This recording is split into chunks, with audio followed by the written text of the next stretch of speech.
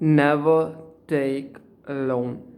Never ever take a loan.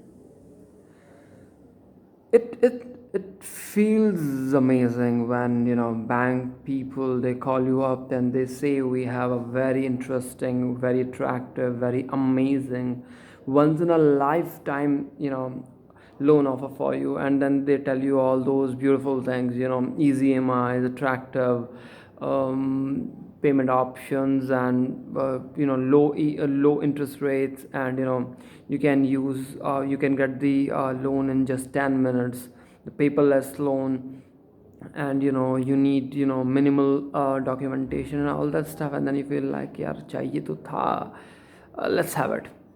और उसके बाद शुरू शुरू में जो अकाउंट में पैसा आता है इट फील्स ग्रेट, लेकिन उसके बाद नेक्स्ट मंथ से जो EMI स्टार्ट हो जाती है ना, कई लोगों की लाइफ पूरा का पूरा जो हेल बनते हुए देखी है मैंने, बिकॉज ऑफ दोज EMIs. देखो,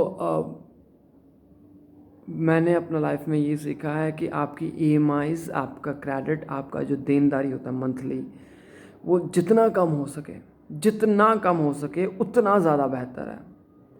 क्योंकि जितना कम आपको दूसरों को देना होगा उतनी कम डिपेंडेंसी होगी आपकी अपनी जॉब पर, उतनी कम मजबूरी होगी आपको उस जॉब को कंटिन्यू करने में जहाँ पर you do not like the boss, जहाँ पर वो बॉस आपको दिन रात आपको ह्यूमिलिएट करता है, इंसल्ट करता है.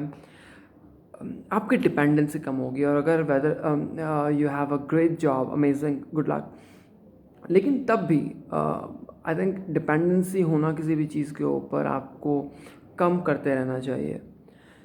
तो I always advise people not to have credit cards, or if they have credit cards, use them as less as possible.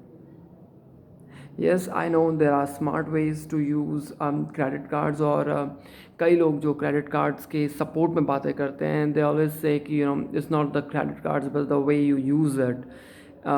और आप जिस बेवकूफ़ी वाले तरीके से क्रेडिट कार्ड्स यूज़ करते हो, दैट्स मेक लाइफ हेल. और अगर आप क्रेडिट कार्ड को यूज़ करना अच्छे से समझ कर यूज़ करना शुरू करो तो that can be a great asset. But my point is कि ज़्यादातर लोगों को इंडिया में या सिटीज़ में भी या तो एक तरीका है कि वो खुद को इतना एजुकेट करें about the finance system, about the banking system, about the credit cards, कि उसको यूज़ कैसे करना है. या दूसरा तरीका है वो उन चीज़ों में जाने से ही बचें, तो वो भी एक चीज़ है. बट द पॉइंट इज़ कि आप जितना कम इस चीज़ में पढ़ो उतना ज़्यादा बेटर है. अच्छी फाइनेंशियल लाइफ बनाने के लिए, to build wealth in your life, और अपनी सेविंग्स को, अपने इन्वेस्टमेंट्स को ऊपर करने के लिए एक बहुत सिंपल सा रूल है. मैंने ज़िंदगी में काफ़ी बाद में ये चीज़ें सीखी हैं, thanks to books like Rich Dad Poor Dad and people like Ramit Sethi, हाँ यही नाम है उनका. और भी ना जाने मैंने कितने ब्लॉग पोस्ट पढ़े, और तब ये समझ में आई कि ये चीज़ें बहुत सिंपल साउंड करती हैं, बट द पॉइंट इज़ कि आपको अपनी अर्निंग्स को ऊपर ले जाना है और अपनी स्पेंडिंग को, यानी एक्सपेंसेस को, नीचे ले जाना है. इनकम्स यहाँ, एक्सपेंसेस इधर और नीचे.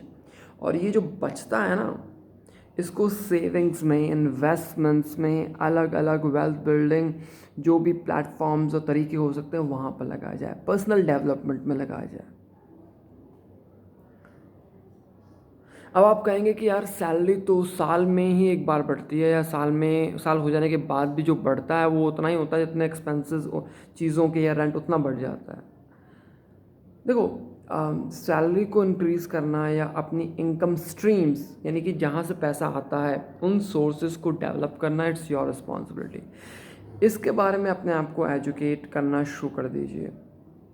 मैं in future I try to come up with some videos जहाँ पर I can share what I learn in all these years. But पहली चीज़ तो ये है कि अगर क्रेडिट कार्ड नहीं लिया हुआ है, वो जो फ्री मूवी टिकट्स, वो free dinners, lunches, lounges avoid करो. और अगर अवॉइड नहीं करना चाहते, you want to have a credit card और 2 क्रेडिट कार्ड, मेक श्योर आप कम से कम ट्रांजैक्शंस करें यूजिंग योर क्रेडिट कार्ड।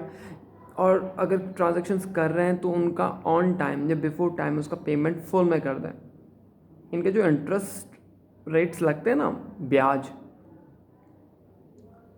मतलब शुरू में पता नहीं चलेगा, लेकिन इसी हैबिट को कुछ लंबे टाइम तक आप या थोड़े से लंबे टाइम तक आप कंटिन्यू कर दीजिए ना, लाइफ हेल बन जाती है।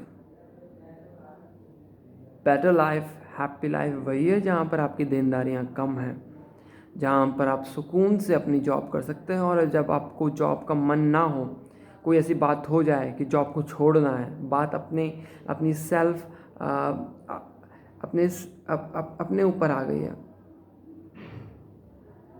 तो फिर आपके लिए जॉब छोड़ना भी एक इजी डिसीजन हो।